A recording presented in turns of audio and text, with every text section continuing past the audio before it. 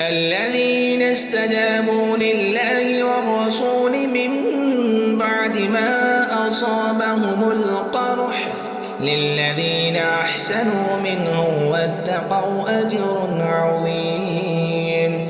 الذين قال لهم الناس إن الناس قد جمعوا لكم فاخشوهم فزادهم إيمانا وقالوا حسبنا الله ونعم الوكيل. فانقلبوا بنعمة من الله وفضل لم يمسسهم سوء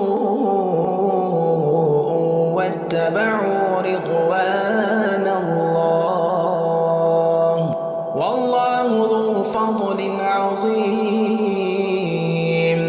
إنما ذلكم الشيطان يخوف أولياءه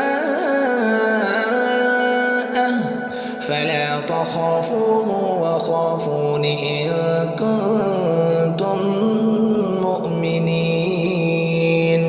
ولا يحزنك الذين يسارعون في الكفر إنهم لن يضروا الله شيئا يريد الله ألا يجعل لهم حظا في الآخرة ولهم عذاب عظيم.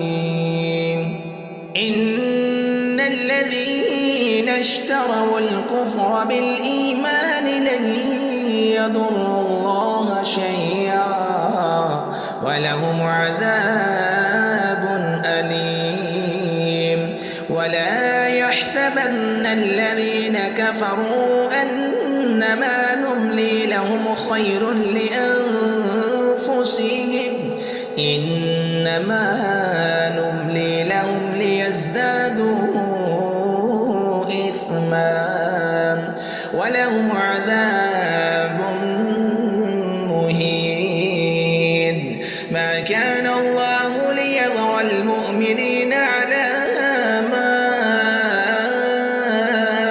أنتم عليه حتى يميز الخبيث من الطيب وما كان الله ليطلعكم على الغيب ولكن الله يجتبي من رسله من يشاء فآمنوا بالله ورسله وإن تؤمنوا وتتقوا فلكم أجر عظيم. ولا يحسبن الذين يبخلون بما آتاهم الله من فضله هو خيرا لهم بل هو شر لهم سيطوقون ما بخلوا به يوم القيامة ولله ميراث السماوات